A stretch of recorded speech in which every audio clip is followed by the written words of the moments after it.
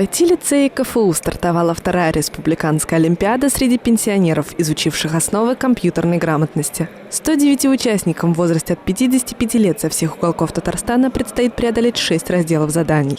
Участникам предстоит составить таблицу, сделать презентацию, обменяться письмом с кем-либо. Кроме того, проверяется и то, как они пользуются порталом государственных и муниципальных услуг Республики Татарстан и порталом Госуслуг России. Поддержку участникам обеспечивают учащиеся IT-лицея КФУ. Если участники что-нибудь не знают, как создать какой-нибудь файл или еще что-нибудь, то мы подходим и помогаем. Победители и призеры в каждой категории получат сертификаты на покупку компьютерной техники. Кроме того, будет учрежден специальный приз старшему участнику. На Олимпиаде побывали Лилия Равилова и Ленардо Влетьяров. Универньюз.